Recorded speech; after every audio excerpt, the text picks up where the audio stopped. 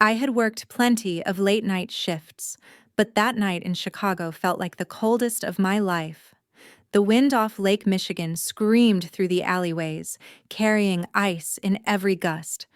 I pulled my jacket tighter as I balanced two delivery bags on one arm and clutched my building pass in the other. The sky above was a smear of gray against the black towers, and I could barely feel my fingers.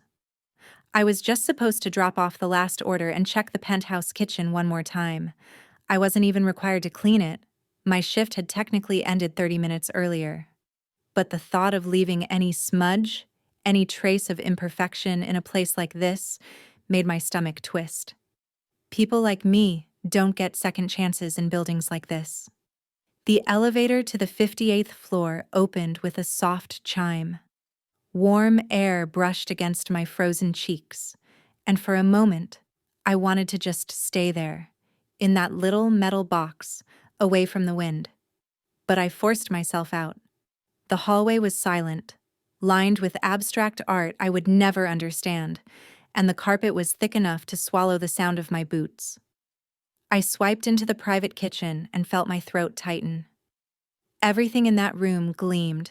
The marble counters, the stainless steel fridge that could fit a small car, the glass shelves lined with perfectly labeled bottles.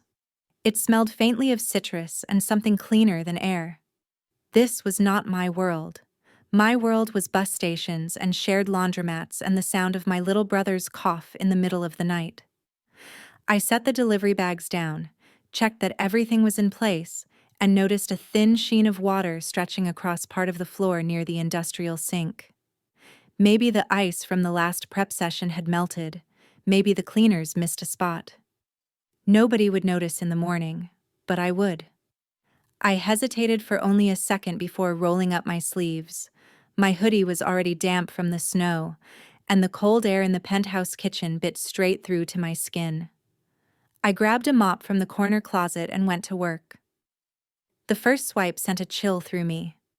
My sneakers slipped just a little and the wet fabric of my pants clung to my legs. I bent down to check the edges, using a towel to dry what the mop couldn't reach. My breath puffed white in the cold draft coming from the vent near the floor. Somewhere below me, the city lights blinked like a world I didn't belong to. When I reached to wring out the towel, icy water splashed across my arms and chest. My hoodie was soaked now. My teeth started to chatter, and a dull ache spread through my fingers. I thought about leaving, but the streak of water mocked me. I imagined the building manager seeing it in the morning and telling the agency I was careless. So, I kept going. Minutes blurred. The kitchen was silent except for the squeak of the mop and the hum of the giant fridge. My wet clothes pulled at my shoulders. My hair stuck to my face. I crouched lower to wipe along the edge of the counter and felt the cold seeping into my bones. My body began to tremble in a way I couldn't control. I told myself, just 5 more minutes. But then the world tilted. The last thing I remember clearly was clutching that blue kitchen towel, trying to cover myself as the room spun. The marble floor came up fast, the cold shocking me even through my damp clothes. My breath hitched, and my fingers slipped. Then everything went dark. I woke to the faint echo of footsteps on marble, slow and deliberate, like someone who owned every inch of the space he walked through. My eyelashes were heavy, and the kitchen lights burned against the blur of my vision. I tried to move, but my arms wouldn't cooperate. My body shivered violently, and the cold had sunk so deep it felt like part of me now. Then a man's voice, low and firm, cut through the haze. "What the?" He stopped mid-word, the shock audible in his tone. I blinked hard, trying to focus. A tall figure stood over me, his silhouette framed by the harsh, white light. He wore a dark wool coat draped over his shoulders and a suit that probably cost more than a year of my rent. The planes of his face were sharp, his jaw tight, but his eyes were the first warmth I felt that night. I realized with a jolt that my hoodie and jeans were gone. At some point in my delirium, I must have stripped off the soaked layers to stop the shivering, leaving me with nothing but the blue kitchen towel I had clutched desperately around my chest. Heat surged to my face, but my body was too cold to hold on to shame for long. His gaze flicked over me, not with lust, but with alarm. He crouched down, careful not to touch me yet. "Stay with me," he said, his voice suddenly steady, the kind of tone people use when they're used to giving orders that are obeyed. He pressed 2 fingers to my neck, then to the inside of my wrist. A muscle in his jaw twitched. Pulse is weak. I wanted to speak, to tell him I was sorry, that I didn't mean to be here like this, but my teeth chattered too hard for words. He glanced toward the wall, and a second later a phone was in his hand.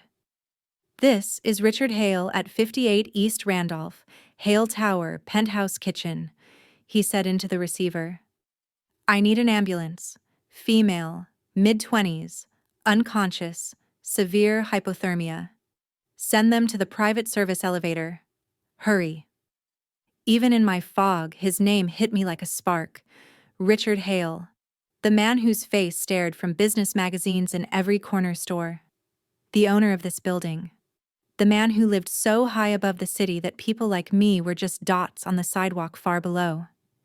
He ended the call and finally shrugged off his coat, laying it over me with a precision that felt almost clinical. The sudden weight was a shock, but a welcome one.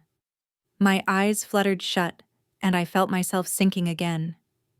"Hey, stay awake." His voice was closer now. I forced my eyes, open, meeting that intense gray gaze. For just a second, I thought I saw something flicker there. Confusion, maybe, or a hint of fear, but it vanished as quickly as it came. The room blurred with movement after that. A security guard I didn't recognize rushed in, his shoes squeaking on the wet floor. His words were a blur of, "Sir, what?" and, "Do you need—" Richard's reply was ice and steel. "Get the service door open. Ambulance is on its way. And no one else steps foot in here tonight. Understand?" Moments later, I heard the distant hum of the elevator, the chime, then a flurry of motion as paramedics arrived. Strong hands lifted me onto a stretcher, wrapping me in layers of blankets. Someone fitted an oxygen mask over my face, and I caught snippets of their murmured assessments. "Temp is dangerously low. Lucky she was found when she was—" Through the haze, I turned my head and saw Richard standing a few feet away. He didn't move toward me, didn't say a word, but his eyes followed every motion like he couldn't look away. For a man who probably signed contracts worth millions without flinching, he looked unsettled. As the paramedics wheeled me toward the elevator, I felt the building's warmth fade behind me.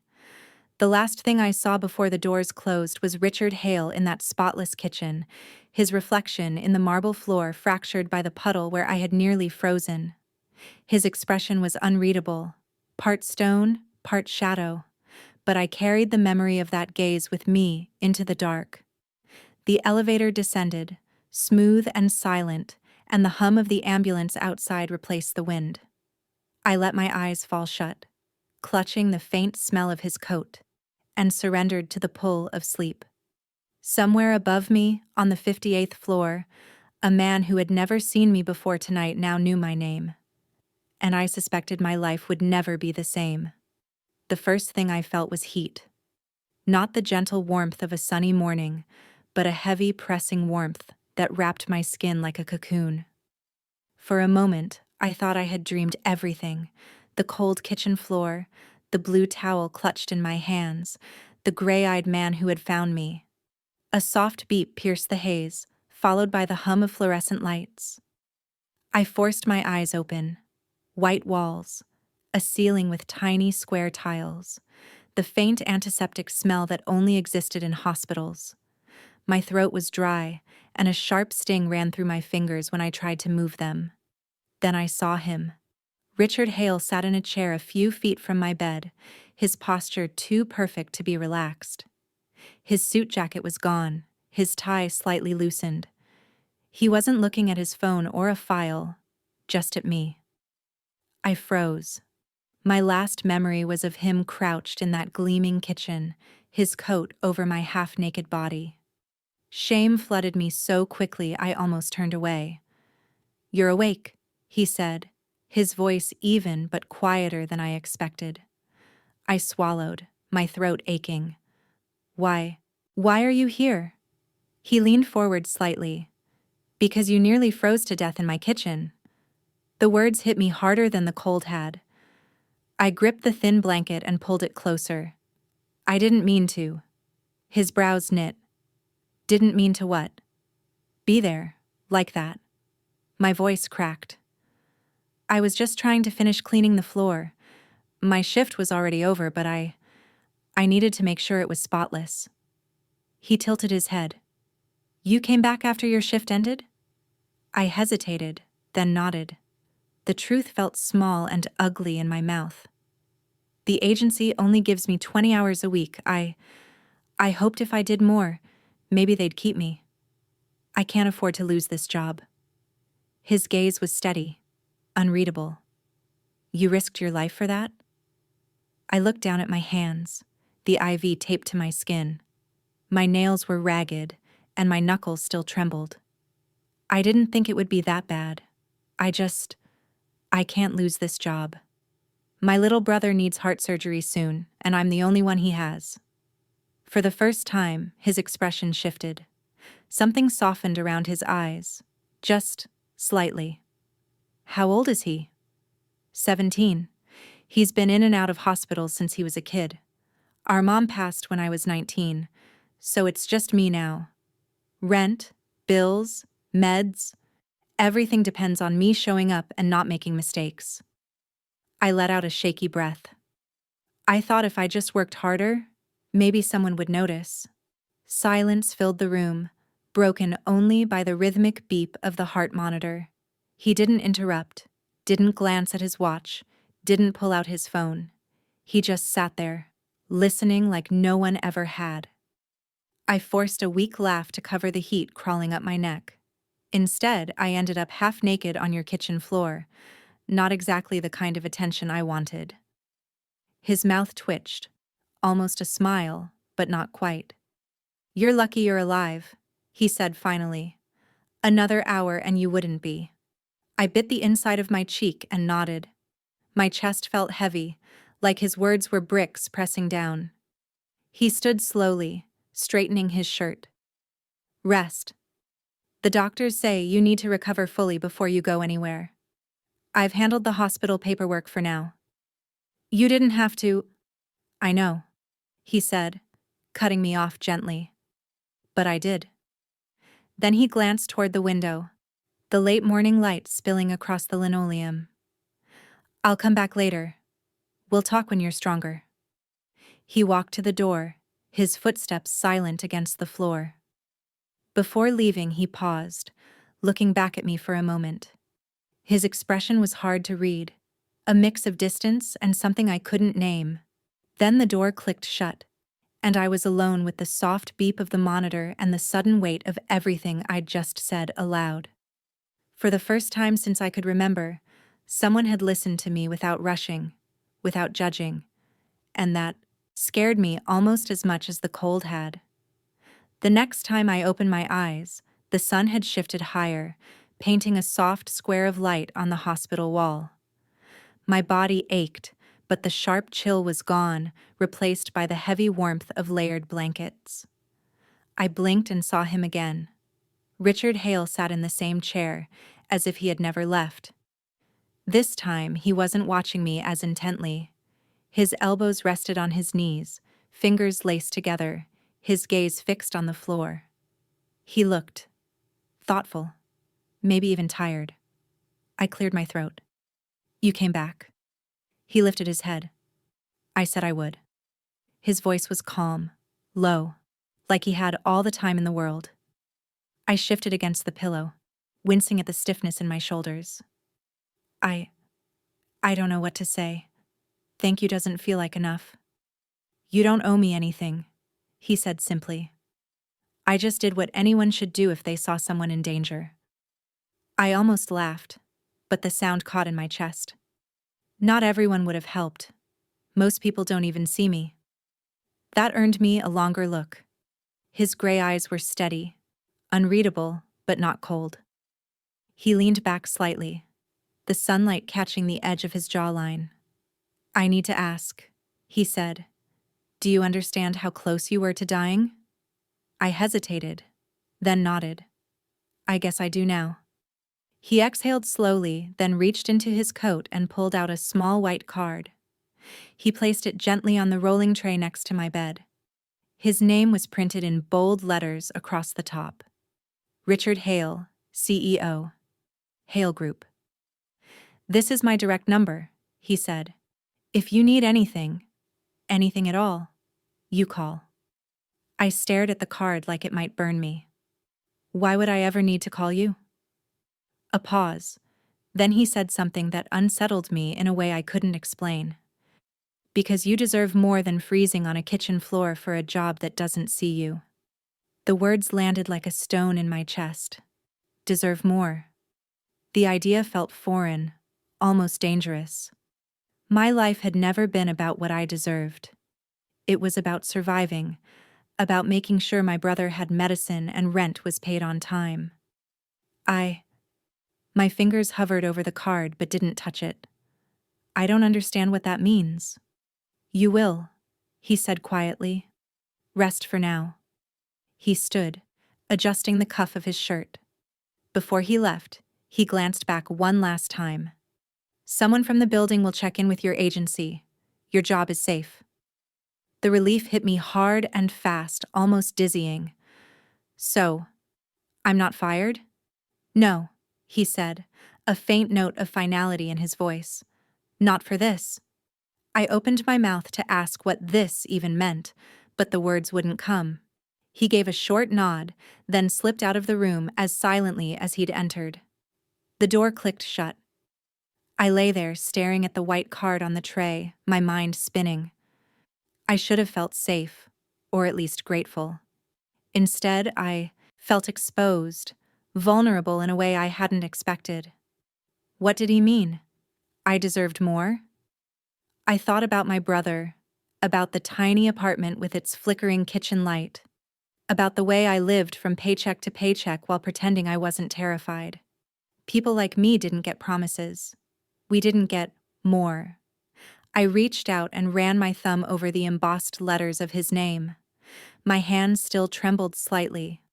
Whatever he intended, whatever world he lived in, I wasn't part of it. Not yet. But for the first time, a tiny spark of possibility flickered through the exhaustion, and it scared me almost as much as the cold ever had. By the second morning in the hospital, I thought maybe he wouldn't come back. Part of me wanted that. It would have been easier to slip back into my quiet, invisible life and pretend the whole night never happened. I was sipping the bland broth the nurse had left on my tray when I heard the soft knock on the door. My chest tightened, and before I could answer, the door swung open. Richard Hale walked in like the space belonged to him, because in a way, every room he entered seemed to. But there was something different about him this time. He wasn't in a perfect suit. He wore a dark sweater and a simple coat, his hair a little wind-ruffled from the February air. Somehow, that made him even more intimidating. I set the cup down, my fingers clumsy. "You came back." "I said I would," he replied, pulling the chair closer to my bed. His voice was measured but quieter than before. "How are you feeling?" "Warm," I said, forcing a weak smile. "That's an improvement." He gave a small nod, then reached into his coat and pulled out a folder. He placed it gently on my lap. I hesitated. "What's this?" "Hospital forms," he said. "Your current bill. I've already signed the authorization to cover it." The words took a second to sink in. I blinked at him. You paid my bill?" "And," he continued evenly, "I spoke with the cardiac team about your brother. I know his surgery is scheduled for next month. It will be handled. Full coverage. Best team available." I froze, my breath catching. It felt like someone had knocked the air from my lungs. Why would you? My voice broke. I shook my head, clutching the blanket. I can't accept that. That's too much. Richard didn't flinch. It's not too much. It's the right thing to do. I stared at him, my heart pounding, gratitude and panic tangled in my chest. Every instinct I had screamed not to owe anyone anything, because debts like this always came with strings. I don't want to be a charity case, I whispered. I don't want anyone to think I'm taking advantage. His gaze was steady, and for the first time, I thought I saw something raw behind the polished exterior. Maya, if I thought you were taking advantage, I wouldn't be here. You almost died cleaning a floor no one asked you to clean. That tells me everything I need to know about you. The room felt smaller, quieter.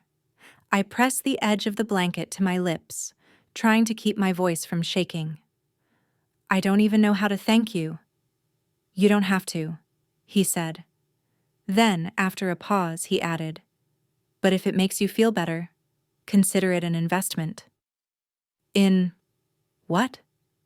In someone who deserves a chance to live without fear, just for a little while. I looked down at my hands. They were rough, small, trembling.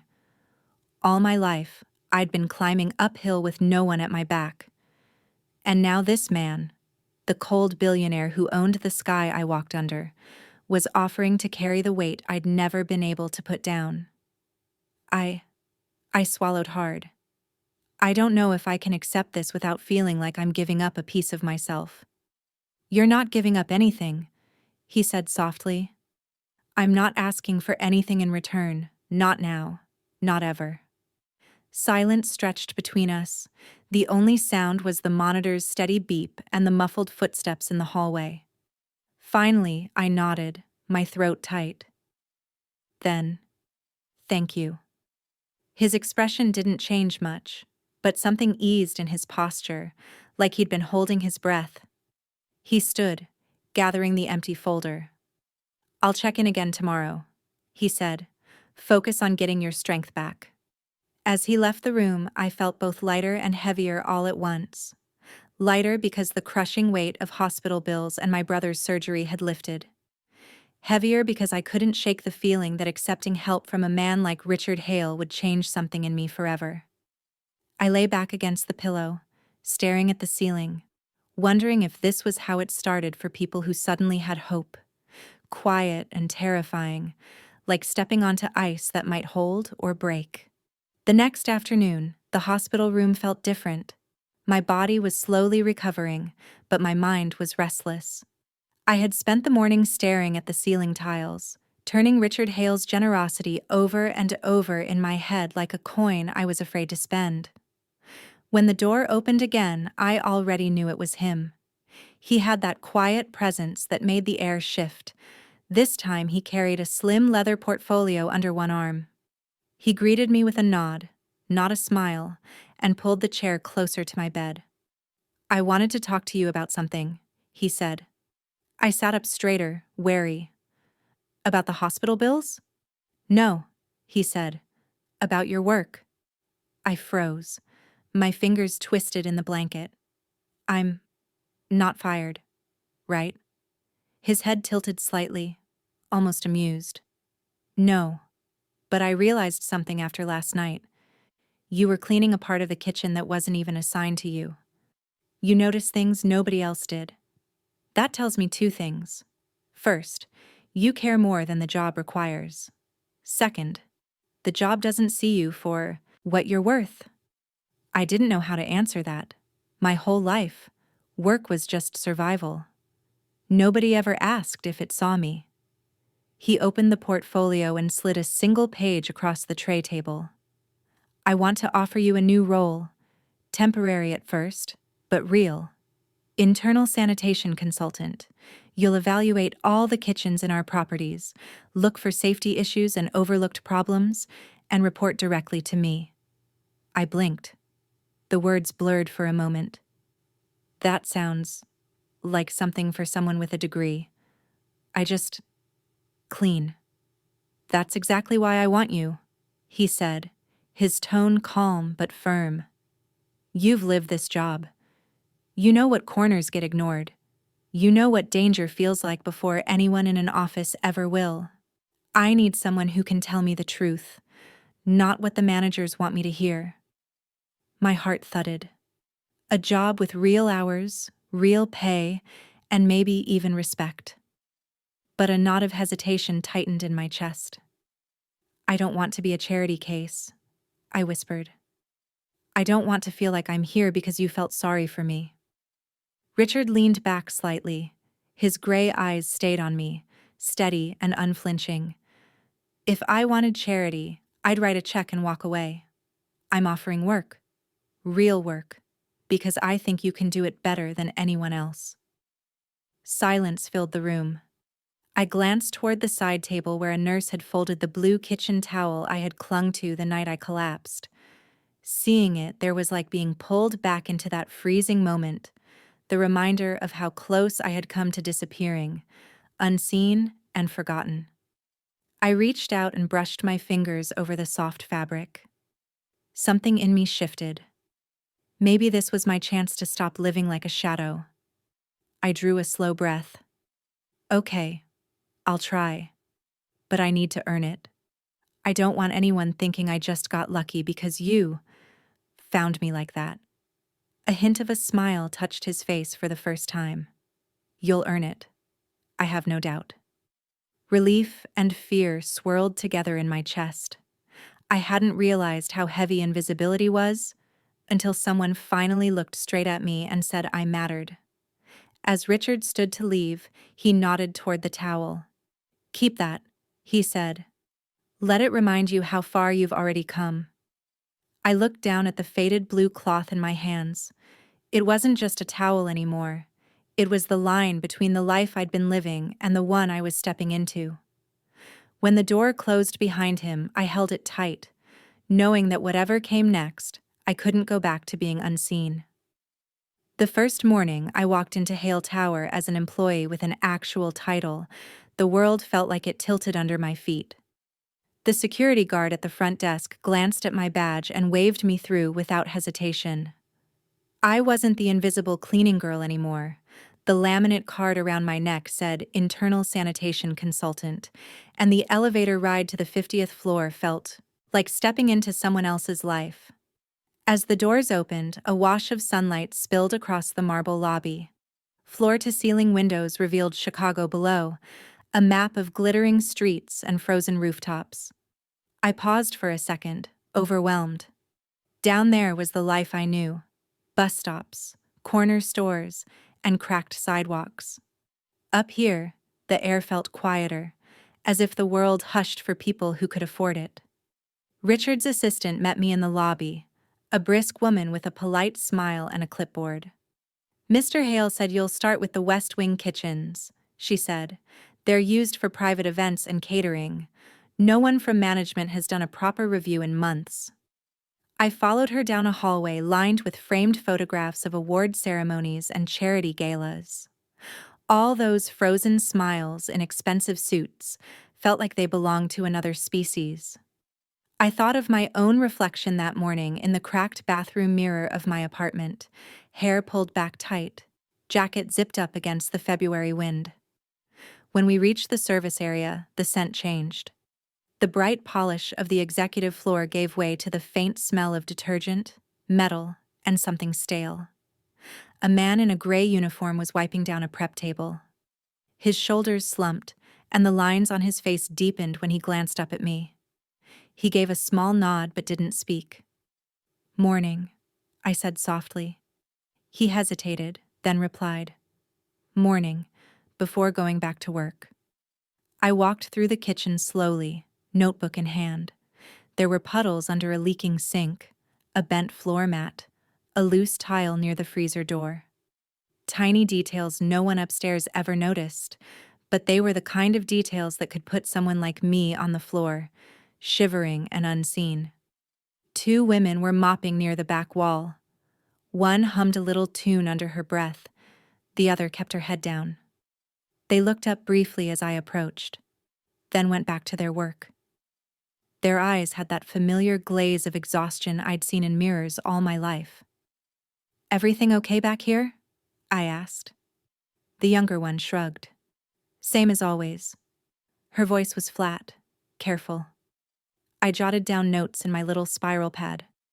Low morale, physical strain visible, no clear channels for feedback. I realized I wasn't just cataloging leaks and slippery tiles. I was cataloging what it felt like to be invisible. As I moved through the space, memories of that freezing night crept in. My fingers brushed the blue kitchen towel tucked into my bag, the one I'd refused to throw away. It wasn't superstition. It was a reminder of how easy it was to vanish in places like this, where the floors were shiny but the people were shadows.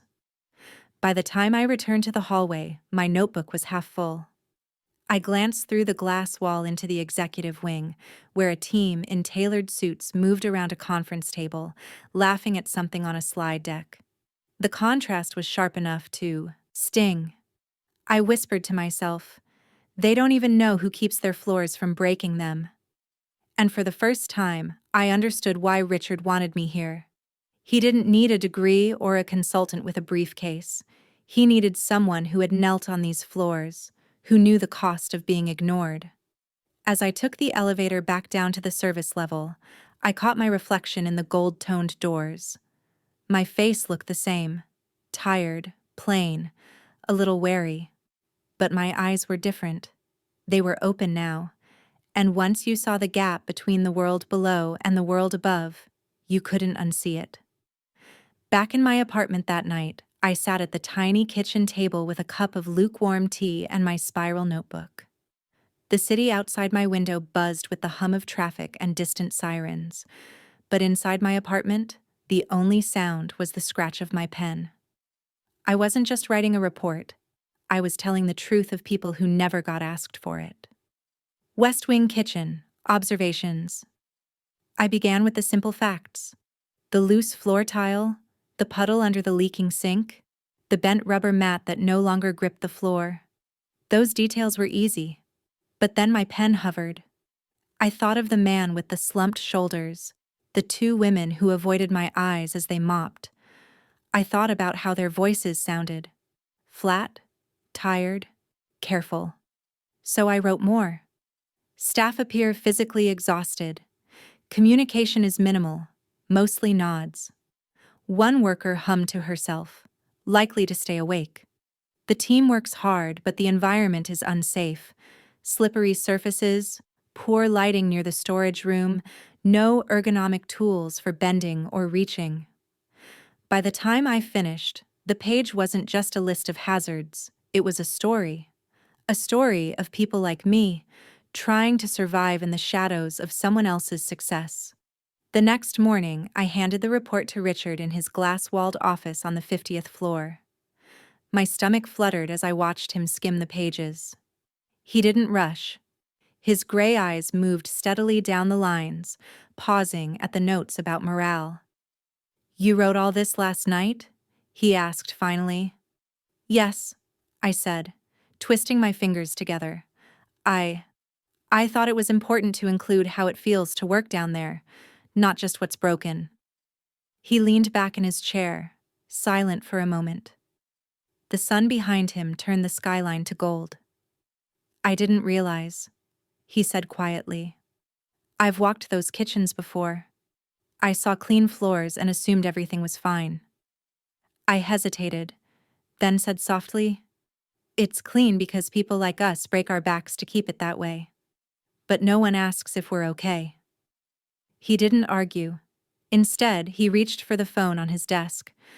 "Order new floor mats for the West Wing. Full set. And I want proper waterproof gloves and non-slip shoes for every janitorial shift. Today." I blinked. "That fast?" "I don't see a reason to wait," he said, hanging up. Then he looked at me again.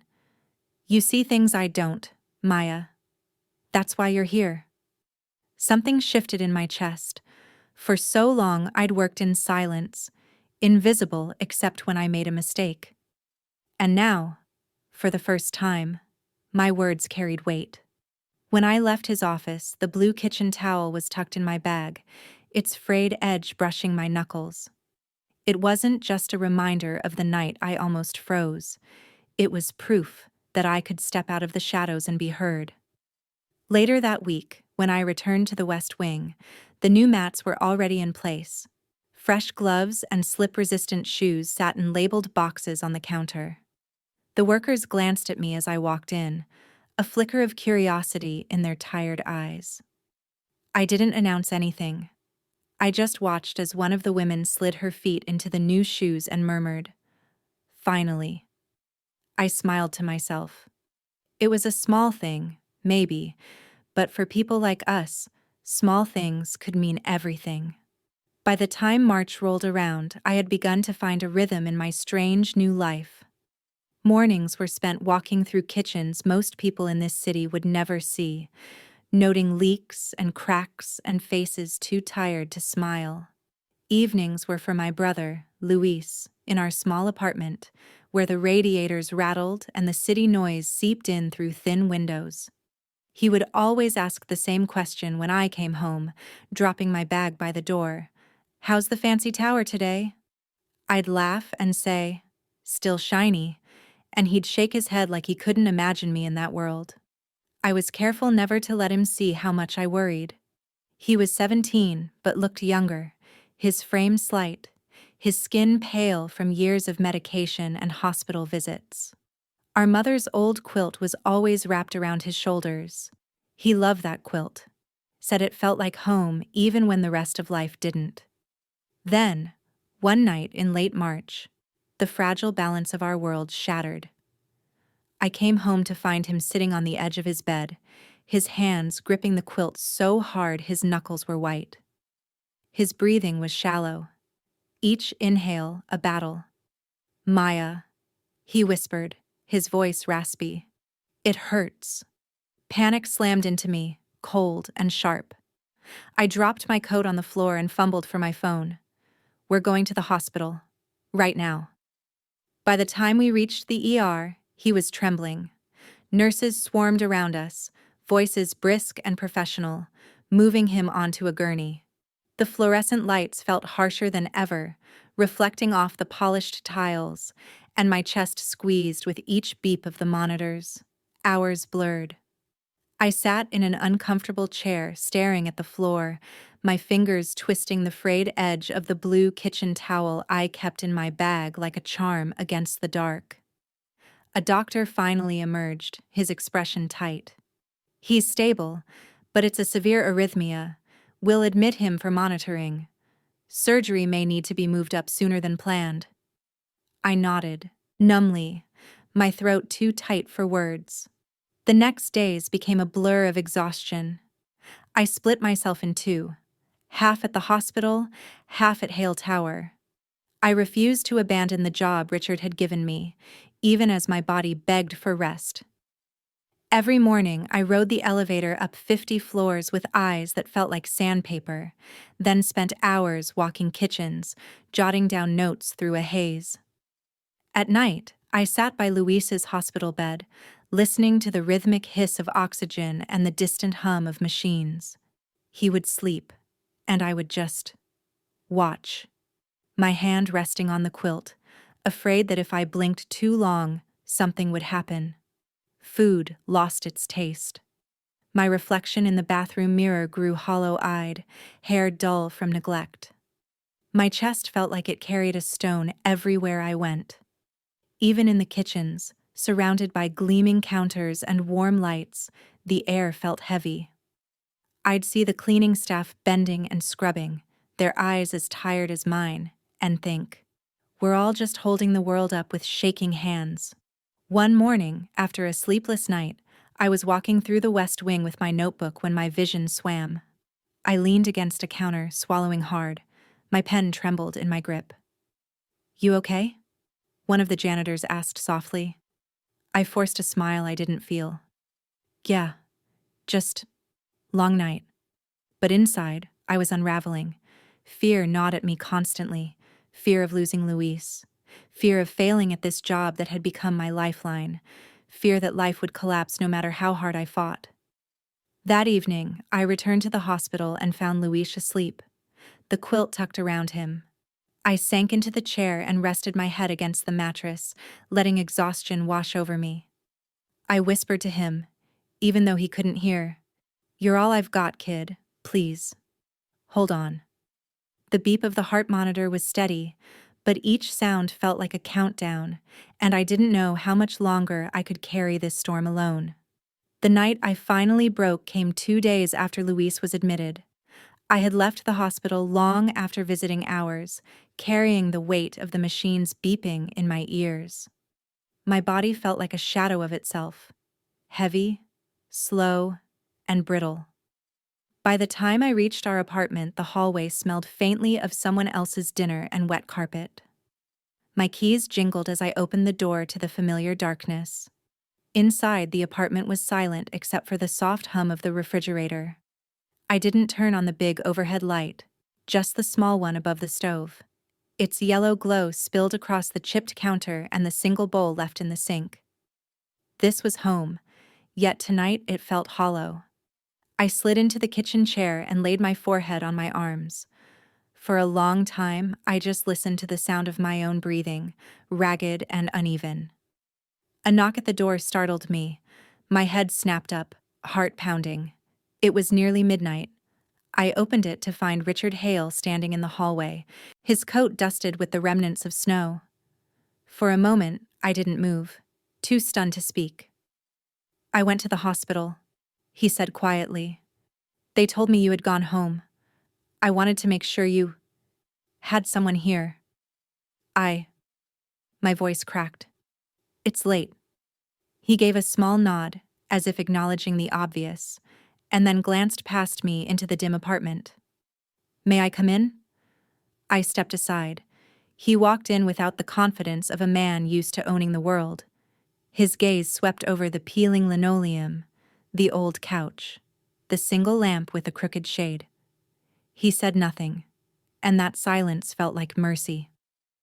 I sank back into the kitchen chair. Richard took off his coat and, to my shock, rolled up his sleeves. "You look like you haven't eaten in days," he said. "Where's your soup pot?" I blinked. "You cook?" "Not well," he admitted, "but I can manage soup." Something in me almost laughed, but the sound caught in my throat. I pointed to the cabinet. He moved through the tiny kitchen with quiet efficiency, finding the pot, filling it with water, and pulling out the packet of noodles I kept for emergencies. He opened my fridge and, to my embarrassment, found it nearly empty. Half a carton of eggs, a wilting bunch of celery. He said nothing, just chopped the celery with the small knife from the drawer. The scent of warm broth soon filled the room, simple and honest. I watched him stir, the man whose signature could move millions, standing in my cramped kitchen like he'd done it 100 times. When the soup was ready, he set a steaming bowl in front of me. I wrapped my hands around it, letting the heat seep into my frozen fingers. I ate slowly, the warmth traveling all the way to the hollow place in my chest. He didn't lecture me. He didn't ask questions I wasn't ready to answer. He just sat across from me in that wobbly chair, elbows on the table, silent. The world outside felt far away. The city noise, the hospitals, the weight of bills and fear. For the first time in weeks, I felt something unfamiliar. Safe. I realized then that this wasn't pity. If it had been, he would have spoken about solutions, about money or work or responsibility. But he didn't. He simply existed in the same space as me, holding the silence like it was something sacred. I put the spoon down and whispered, "Thank you." He met my eyes across the table. "You don't need to thank me. Just let yourself rest for a moment." The radiator clicked in the corner, and for a long stretch of minutes, we said nothing more. But in that silence, I felt a presence I hadn't known I needed. Not a rescuer, not a boss. just a man willing to sit with me in the dark without asking me to smile. When he finally stood to leave, he glanced at the small kitchen, then at me. "I'll come by tomorrow. Not for work. Just to check in." And for once, I didn't argue.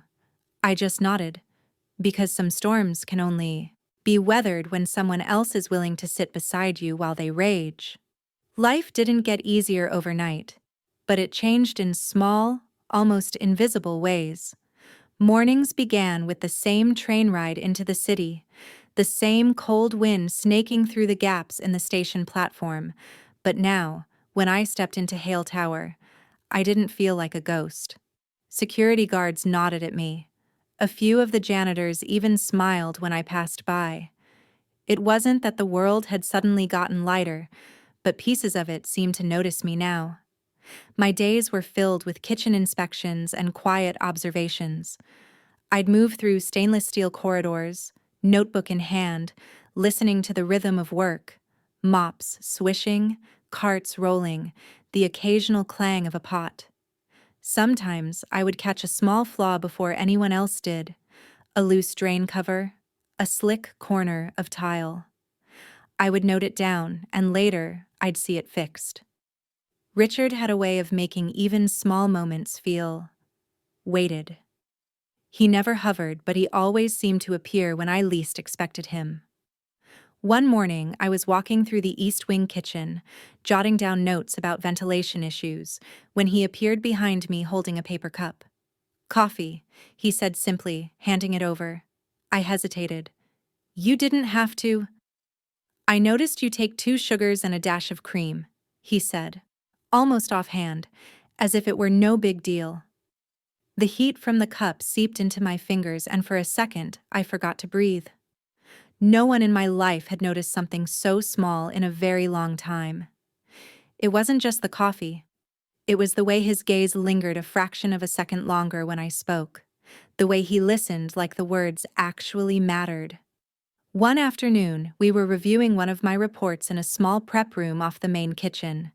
The space was narrow, and I was leaning over the counter to point at a photo of the damaged vent I had snapped on my phone. He leaned closer, his shoulder brushing mine, and a quiet shiver ran through me that had nothing to do with cold. I pulled back slightly, flustered, and he immediately gave me space, as if he could feel the edges of my comfort without asking. Moments like that began to stitch themselves into my days, subtle, unspoken things. A glance across a stainless steel counter. The brush of fingers when we both reached for the same folder. The quiet way he'd stand beside me during inspections, letting silence speak for him. I didn't know what to call it. It wasn't romance in the storybook sense, and I didn't dare let myself think it could be. My life was still fragile, still anchored to the hospital, to bills, to the fear that one phone call could tear everything apart again. But in those small moments, I felt a warmth I hadn't let myself hold on to in years. One evening, after a long day, I stayed behind in the West Wing kitchen to finish my notes. The building was almost silent, the city lights blinking far below. I was crouched near the base of the industrial freezer checking for condensation when I felt the faintest tap on my shoulder. I turned and found Richard standing there with 2 mugs of hot tea. "Careful," he said, handing me one. "Floor's cold down there." I took the mug and let the steam fog my face.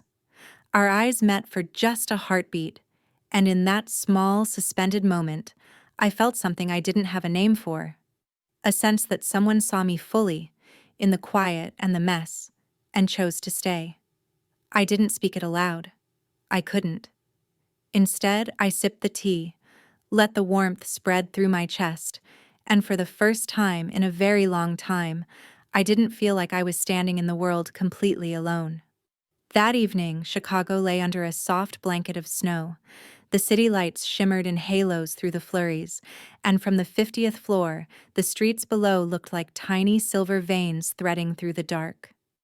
Richard had asked me to stop by his office after my last inspection of the day. When I arrived, he was standing near the floor-to-ceiling window, hands in his pockets, his reflection a ghost against the city. For a moment, I hesitated in the doorway, my heart beating in a slow, uneven rhythm. He turned when he sensed me. "You made it," he said softly. "I almost stayed downstairs," I admitted, stepping in. "I wanted to watch the snow fall from the loading dock. But I thought, maybe this view would be different." He gestured for me to join him. I walked to the window and pressed my palm lightly to the glass. Cold radiated through it, but the city below glowed with a kind of magic I hadn't seen in years. We stood side by side in silence for a while, the hum of the heating system the only sound. The snow drifted in lazy spirals, catching the streetlights like tiny sparks. "Do you ever get used to this?" I asked. "Used to what?" "Looking down on the whole city. Living so high up you can almost forget people like me exist." My voice was quiet, but it carried. "I used to think, people like you never look down, that we're just the blur beneath your feet." He didn't answer immediately. Instead, he leaned slightly forward, his gaze scanning the streets below. Then he said, "You're right. For a long time, I didn't look down. I was too busy climbing, thinking that if I stayed high enough, nothing could touch me."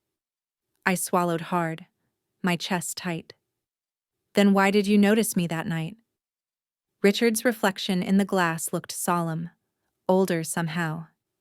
"Because when I walked into that kitchen and saw you on the floor, it was like the world stopped pretending. All that marble and glass didn't mean anything if it couldn't keep someone alive on it. You made me see what I'd been stepping over for years." The words sank into me like warmth, spreading slowly from the inside. I had carried the fear of being invisible my whole life, and here was a man who had never known invisibility, telling me he finally saw. I turned toward him, my fingers brushing the cold glass. "I don't want to be a burden to you," I whispered. "I'm afraid if I let myself need this, need any of it, I won't recognize myself anymore." His eyes met mine, steady and unflinching. "You're not a burden, Maya. You're the first thing in a long time that feels real. And you don't owe me anything for that." A lump formed in my throat. I wanted to believe him, to let the words settle somewhere safe. But years of surviving had trained me to expect the world to take more than it gave. Outside, a gust of wind sent snowflakes spinning sideways. The city looked softer, as if the noise and sharpness had been muted by the storm. "Do you ever get scared?" I asked, surprising myself. "All the time," he said without hesitation. "I'm scared of missing what matters. I'm scared of becoming a man who only sees the top floor and forgets the ground." That night in the kitchen reminded me, I don't want to be that man anymore. Something in my chest loosened. I hadn't planned to open my heart tonight, but his words were like a hand extended in the dark. For the first time, I let myself reach back, if only a little. I nodded, barely speaking above a whisper. Then, maybe I don't have to be afraid either. Not all the time. He didn't touch me. He didn't have to. The air between us felt alive with something fragile and unspoken, a warmth I'd kept at arm's length until now. As we stood together, watching the snow drift past the glass, I realized I was no longer thinking about survival. For a few precious minutes, I was just a woman standing beside someone who saw her, and that was enough. Hospitals always smelled the same to me: sterile, faintly metallic, a mixture of bleach and something I could only call waiting. I had been walking these hallways for years with Luis, and yet that morning felt different. The air was too still, too heavy, as if the walls themselves were holding their breath. The surgery had been scheduled for weeks. The doctors were calm, careful, their voices steady as they explained the steps one last time. I had nodded along, pretending I understood every word, clinging to the hope that maybe this would be the last hurdle, that maybe my brother would finally have a chance at the life he deserved. Luis smiled at me from his hospital bed before they wheeled him into the operating room. His skin was pale, but his eyes were bright. "Don't look so scared, Maya," he whispered. "It's just another adventure." I forced a smile I didn't feel and squeezed his hand. "Then come back and tell me about it, okay?" And then he was gone, behind double doors that clicked shut with an echo that sank into my bones. Hours crawled by in the waiting room. I sat curled in a corner chair, arms wrapped around myself, staring at the linoleum floor as people came and went. My phone buzzed with messages I didn't open. Work. Richard. The world outside this waiting room didn't exist. I don't know how long I waited before the surgeon walked in. His mask was off now, his face lined with the kind of grief only doctors know. "I'm sorry," he said softly. "There were complications. His heart. It couldn't keep up." The words didn't make sense at first. My brain refused to stitch them together into reality. "No," I said, shaking my head. "No, he's strong. He always comes back. He said." The doctor reached out as if to steady me, but I jerked away. My ears rang, drowning out the hum of the lights, the distant voices, the entire world. It felt like falling through ice all over again, only this time there was no towel to cling to, no warmth waiting to save me. I don't remember leaving the hospital. Somehow I ended up in our apartment, the same quilt he loved still draped across his empty bed. I sank to the floor and pressed my face into it, breathing in the faint scent of detergent and the life that had just slipped through my fingers. Time lost all meaning. The radiator hissed, a car alarm wailed somewhere outside, and still I sat there, numb. The thought crept in slowly, quiet and dangerous. I can't do this anymore. The job, the city, the endless climb just to survive. None of it made sense without Luis at the end of the day. I imagined disappearing, leaving the badge on Richard's desk, walking away from the tower of glass and steel that felt too far from the world I had just lost. Part of me wanted to vanish into that silence, to fold myself into the quilt and never come out. When my phone buzzed again, I didn't check the screen. I let it ring out on the floor beside me. The world could wait.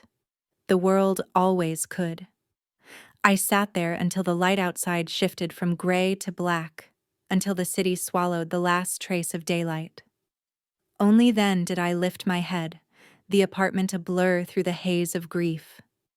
For the first time in years, I felt completely untethered. No responsibilities could ground me, no job title could save me. I was just a woman sitting on a cold floor in a quiet apartment, holding a quilt that would never be warm again. And for the first time, I wondered if disappearing might be the only thing left I knew how to do. The apartment was almost silent except for the soft hum of the radiator and the occasional groan of pipes in the walls. I was still on the floor, the quilt clutched in my arms, when I heard a knock. At first, I ignored it. I didn't want to see anyone.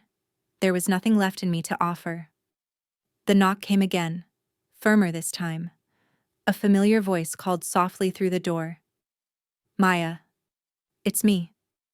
For a second, I couldn't move. I thought about not answering. I thought about staying in the dark, where no one could see me falling apart. But my legs moved anyway, heavy and reluctant, and I unlocked the door. Richard Hale stood in the hallway, still in the same dark coat I'd seen him wear a dozen times. Snow clung to his shoulders and hair, and his gray eyes searched mine with a quiet, unbearable understanding. He didn't ask for permission. He stepped inside, closed the door behind him, and took in the sight of the small apartment. The quilt on the floor, my red eyes, the empty room that felt colder than the winter outside. "I heard," he said softly. I nodded, unable to form words. My throat was raw from crying, and the weight in my chest felt immovable. Richard walked into the living room and lowered himself onto the floor beside me. He didn't sit in a chair or try to pull me up. He just stayed there, letting the silence settle around us like a second blanket. For a long time, neither of us spoke. I rested my forehead against his shoulder, and the tears I thought had run dry came again, hot and silent. My fingers clutched at the fabric of his coat the way they once clung to that blue kitchen towel. He didn't move, didn't try to stop the flood. He simply let me cry, his presence solid and steady in a world that had just collapsed. The minutes stretched into hours, broken only by the occasional sound of the city far below, distant sirens, a car door slamming, the wind pressing against the windows. At some point, his voice came, low and even. "I can't take this pain from you," he said. "I can't fix what's broken tonight." I swallowed hard, pressing my face into his shoulder. "But," he continued, "I can stay. I can sit here in the dark with you, for as long as you need." Something inside me cracked and settled at the same time. It wasn't comfort in the usual sense, it was deeper than that. It was the relief of not being alone in the moment I most wanted to disappear. Hours passed. The clock on the stove blinked past midnight. Then 1, then 2. My breathing eventually slowed, and my tears soaked into his coat. I didn't have the strength to apologize for it, and he didn't seem to need one. At some point, I whispered, barely audible, "I don't know who I am without him." "You're still you," Richard said. "The woman who refused to be invisible. The one who taught me to look down and really see. He was part of your world, but you are still here." The words didn't erase the grief, but they anchored me enough to keep breathing. By the time the first pale light of dawn seeped through the blinds, I was leaning against him, exhausted, my eyes swollen but dry. He shifted slightly and said, "I'll get us some coffee in the morning. Strong, the way you like it." I didn't answer, but I let the warmth of his presence seep into the hollow spaces of my chest. That night, for the first time since Luis slipped away, I felt a thread of connection to the living world. Not hope, not yet. Just the simple, steady truth of someone willing to stay in the dark with me until the light returned. A year can change a life in ways you don't notice until you pause and look back. 12 months after the night I almost froze to death on a kitchen floor, I stood in the same spot, but everything felt different. The West Wing kitchen gleamed under the soft fluorescent lights. The tiles no longer had that subtle thread of betrayal beneath your feet. New anti-slip mats lined the edges, and a faint hum of warmth rose from a heater installed near the drafty vent. My reflection looked back at me from the polished oven door, a little older, a little steadier. And there, by the service sink, hung the blue kitchen towel, clean, folded, and clipped neatly to the rack. It wasn't the same one I had clung to that night, but Richard had insisted on keeping it as a symbol. I'd never asked him why, but I didn't need to. I knew. This kitchen wasn't just safer now. It was alive with small signs of dignity. Staff moved through with quieter steps and straighter backs. A man whistled softly while stacking pans. A woman laughed when her coworker teased her about dropping a sponge. The shadows of exhaustion still existed, but they no longer swallowed the room whole. I walked slowly, running my fingers over the edge of the counter. Memory flickered, the cold floor against my skin, the blur of lights, the sound of Richard's voice calling for help. It was like watching an old film of someone else's life. I had stayed at Hale Group, though not the way I first imagined. My role as internal sanitation consultant had grown into something more permanent.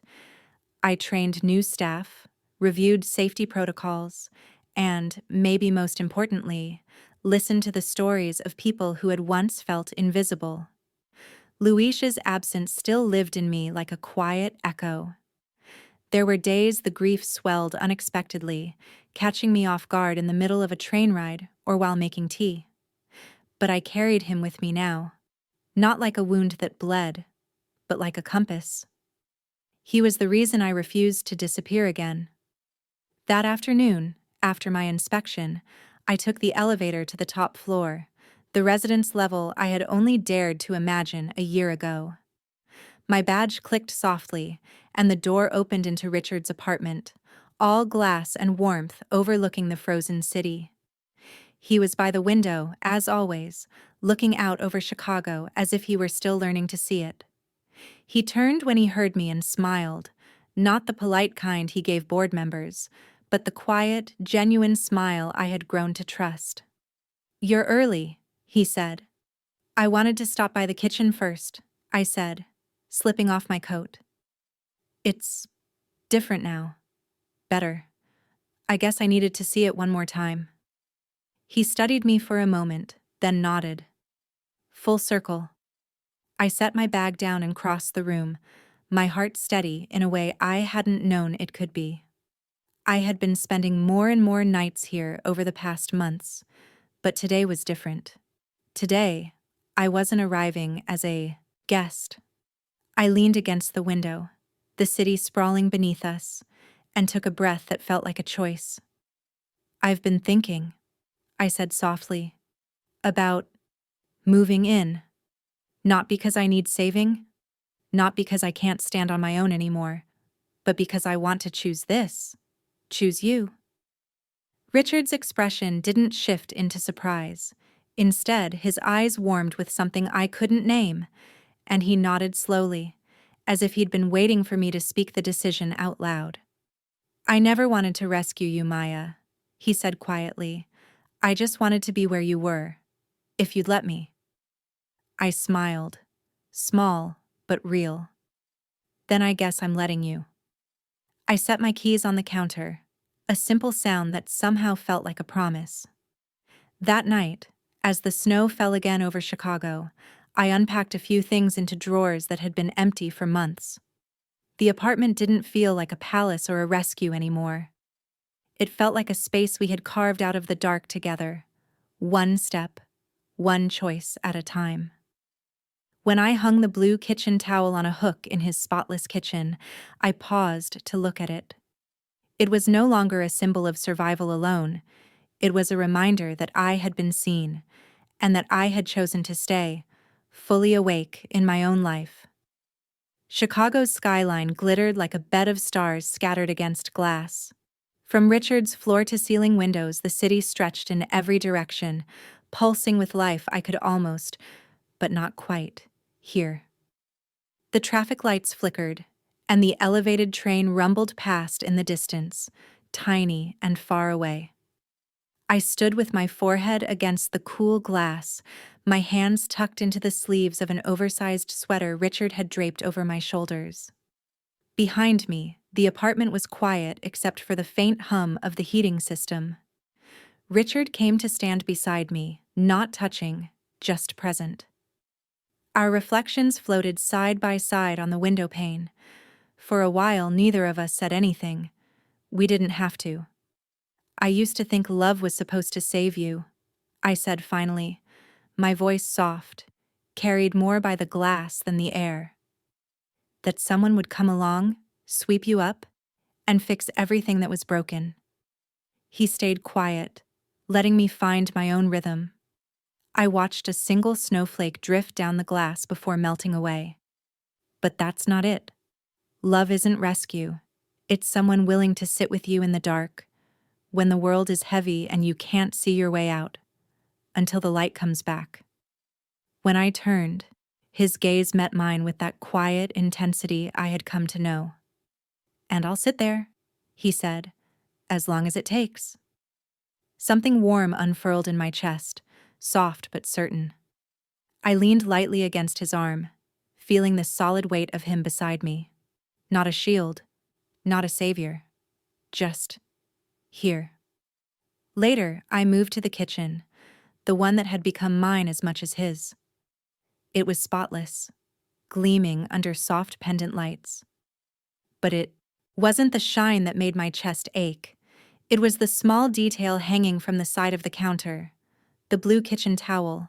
Its frayed edge brushed against my hand when I reached for it. I lifted it, remembering the freezing marble floor, the panic in my chest, and the way my life had balanced on the edge of being forgotten. That towel had been a shield, a lifeline, and now, a quiet witness to everything I'd survived. Richard joined me, leaning against the doorway. "You still keep that close," he said. I smiled faintly. "It reminds me where I came from, and it reminds me that I don't have to go back there alone." He didn't answer, just reached out and adjusted the towel back onto its hook, neat and careful, like he understood the weight it carried. We ended the night standing again by the windows, the city alive below us, the apartment warm behind us. My life hadn't become perfect. The grief of losing Luis would always live somewhere in me, a quiet room I could never lock. But now, there was light in that room, a soft human light that said I wasn't alone anymore. I thought of the girl I had been, curled up on a cold kitchen floor, shivering, invisible to a world that moved too fast to notice.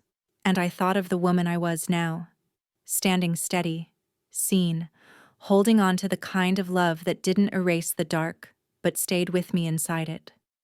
I pressed my palm against the glass, feeling the cool city night on the other side. "I think," I whispered, almost to myself, "I'm finally home." Richard didn't speak.